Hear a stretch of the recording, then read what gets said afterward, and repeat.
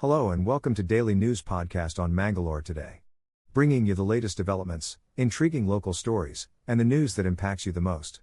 Stay with us as we uncover what Mangalore is talking about today. In a recent development, Mangalore South MLA Vedavyas Kamath has appealed to the state government to announce a special rain relief package of 300 crores for Dakshina Kannada, which has faced severe damages due to heavy rains.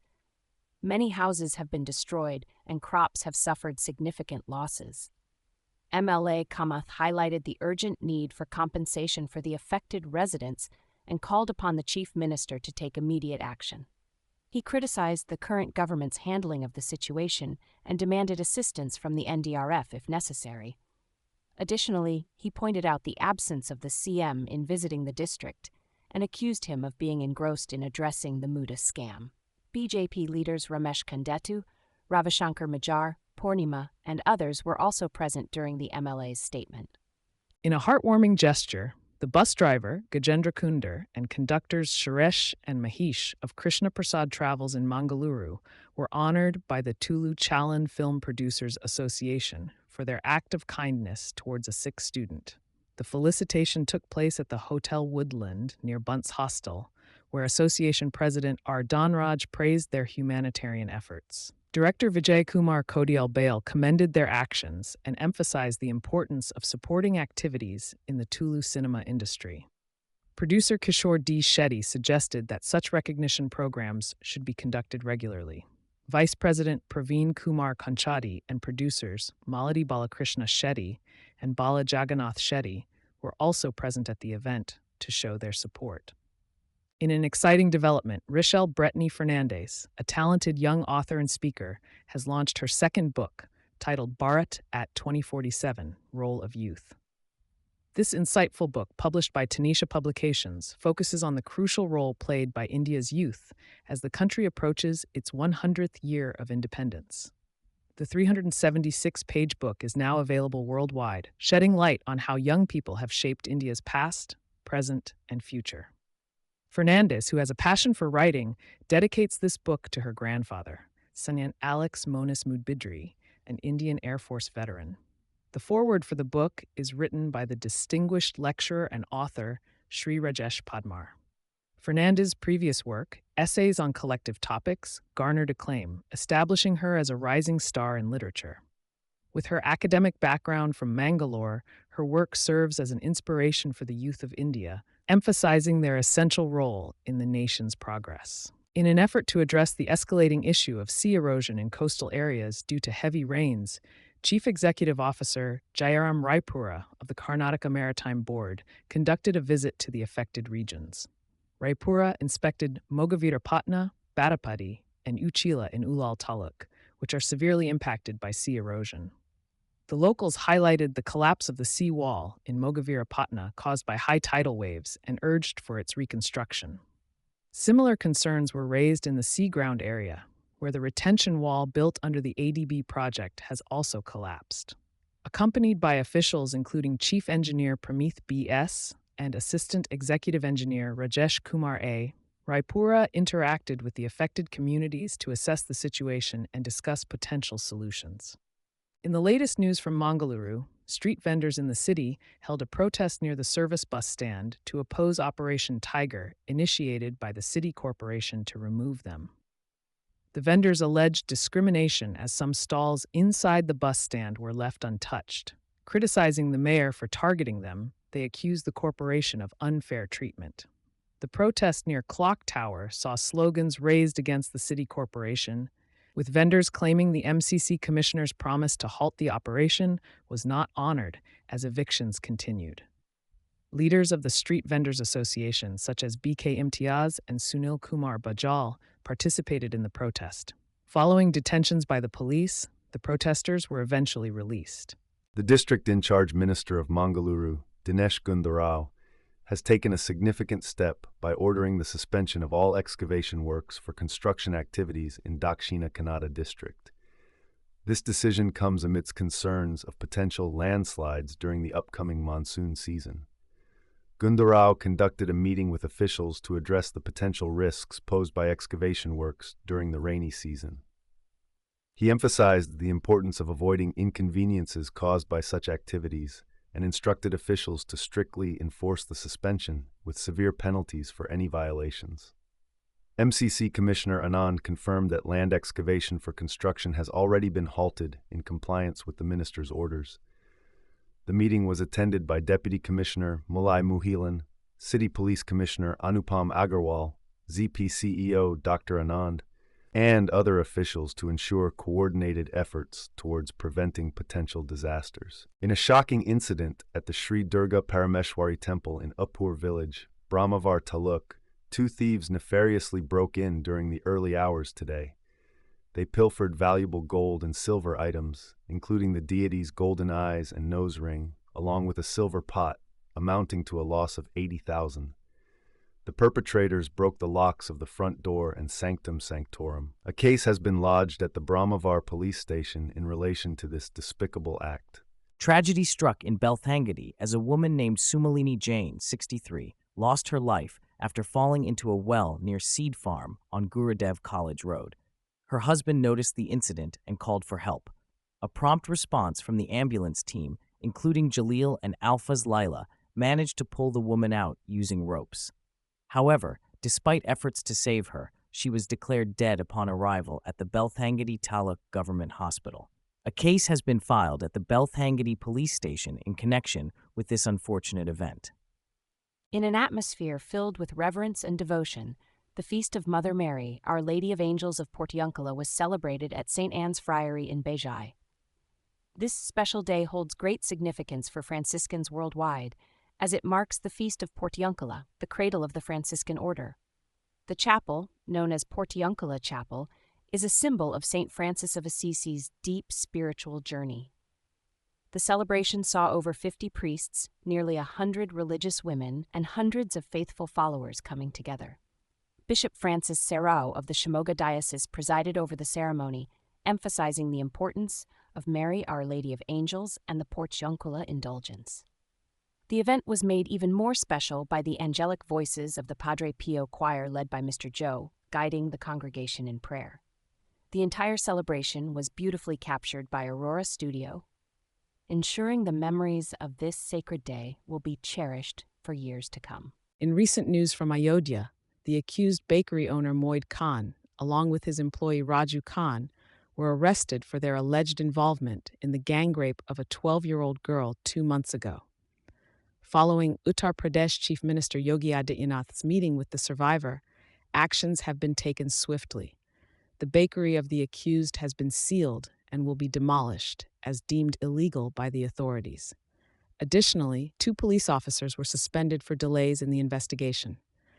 The Samajwadi Party, to which Moid Khan belongs, faces criticism for not taking immediate action against him. In response, the party demands DNA tests for all accused individuals.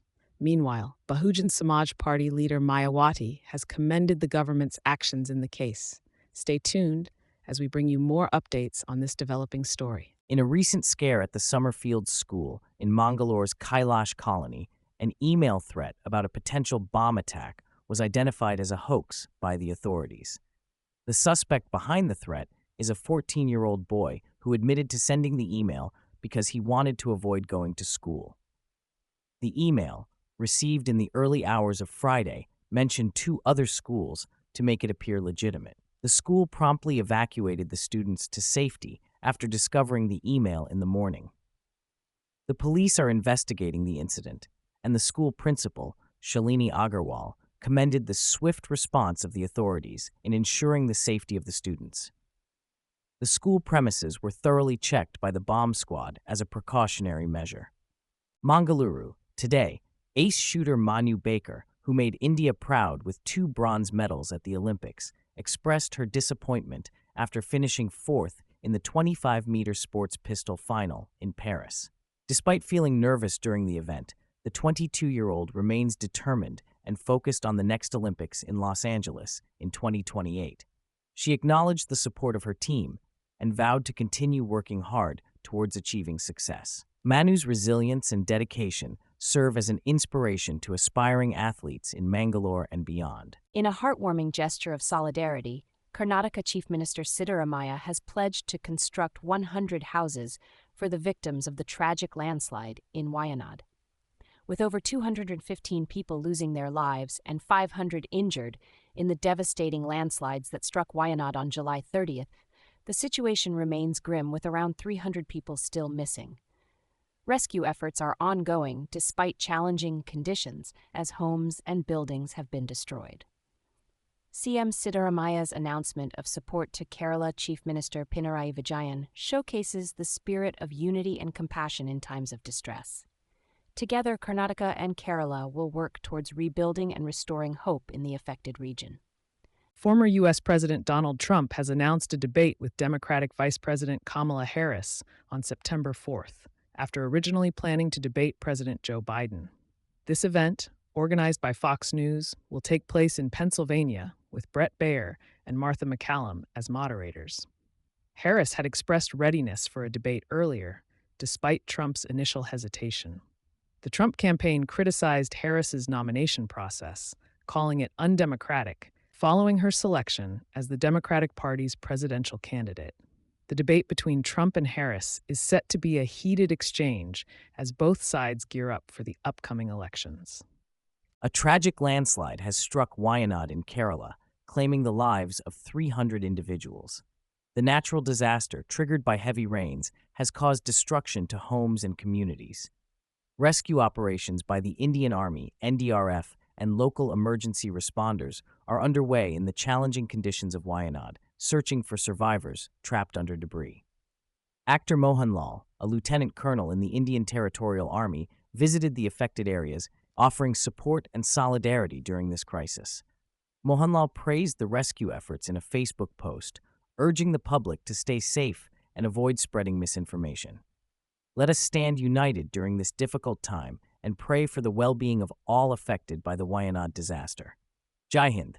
In a major development, BJP MP Tejasvi Surya has demanded the resignation of Karnataka Chief Minister Siddaramaiah over alleged Muda and Valmiki Corporation scams. Surya called the allegations against the CM very serious, accusing him and his family of being direct beneficiaries of these scams.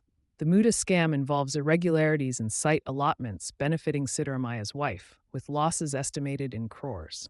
Similarly, the Valmiki Corporation scam reportedly diverted around Rs 187.33 crore to different accounts. The BJP has organized a padayatra from Bengaluru to Mysuru to protest these fraudulent activities, with the Saffron Party claiming that the scams have drained Karnataka's resources. Surya labeled the Congress in Karnataka as a lame duck government with no funds for development. The BJP hopes this padayatra will mark the end of the Congress rule in Karnataka. In a recent development, former President Donald Trump has criticized Google for allegedly censoring news and photos of a Republican presidential candidate. Trump expressed his displeasure in an interview with Fox News, stating that Google's actions are irresponsible and he feels Congress may take action against the tech giant. Google, on the other hand, denied the allegations, clarifying that their autocomplete feature was not providing predictions for queries related to the failed assassination attempt on Trump. The company attributed this to outdated systems surrounding political violence and assured that improvements are being made. Google also addressed other issues, such as inaccurate predictions and labeling of news stories, emphasizing that their algorithms aim to provide relevant results. Despite occasional imperfections, Google is committed to enhancing user experience and appreciates feedback to optimize their services. In a tragic turn of events, the death toll in Wayanad landslides has risen to 344, with over 200 people still missing. The Kerala government's rescue efforts have been reinforced with the arrival of deep search radars from the center to aid in locating survivors. Over 1,300 rescuers are tirelessly searching for survivors amidst the debris using heavy machinery and sophisticated equipment. Malayalam superstar Mohanlal is set to join the rescue operations today. Meanwhile, guidelines have been issued for the identification and burial of remains, with efforts being made to cremate unidentified bodies. Congress leader Rahul Gandhi visited the affected area and pledged support, promising to build over 100 houses for the affected families. Amidst ongoing rescue operations, the India Meteorological Department has issued a yellow alert for heavy rainfall in Wayanad, further complicating the situation. The entire nation stands united in thoughts and prayers for the victims and their families during this challenging time. In a tragic incident in Wayanad, Kerala, the popular Stonehouse Bungalow resort was swept away by landslides, claiming the lives of 205 locals. The disaster has raised questions about the overdevelopment of tourism in ecologically sensitive areas like Mundakai village. Despite warnings from government reports over the years about the risks of landslides due to uncontrolled development, the rapid growth of tourism in Wayanad was unchecked. The recent disaster has highlighted the devastating consequences of commercial interventions on the environment. Experts point out that deforestation and construction activities in fragile regions have worsened the situation. While the tourism sector has brought economic opportunities, it has also led to ecological imbalances. As rescue efforts continue in the affected area, authorities are urged to reconsider development policies in order to protect vulnerable regions from similar tragedies in the future. Tensions have escalated in the Middle East after the killing of top Hamas and Hezbollah leaders by Israel, sparking revenge vows from Iran and its allies. The recent killings have heightened regional tensions during the Gaza war, drawing in Iran-backed groups in Syria, Lebanon, Iraq, and Yemen. Prompted by the escalating situation, India has advised vigilance for Indian nationals in Israel and urged them to follow safety protocols. The Indian embassy in Beirut has cautioned against travel to Lebanon until further notice, also recommending Indian citizens to leave the country. In response to the rising tensions, Air India has suspended flights to and from Israel's Tel Aviv until August 8th. U.S. President Joe Biden expressed concern over the situation, emphasizing that the recent killings have not helped ease the situation. Sources suggest that Iranian officials held discussions with allies in Tehran regarding potential responses to the killings, with Israel maintaining preparedness for any scenario. Israelis have been warned that any aggression will result in a high cost. Stay tuned for more updates on Mangalore today. We're grateful for your time and attention on today's news podcast. For a deeper dive into today's topics, our website mangaloretoday.com has you covered. And if you haven't yet, subscribing to our channel is the best way to stay updated. Thank you, and see you next time.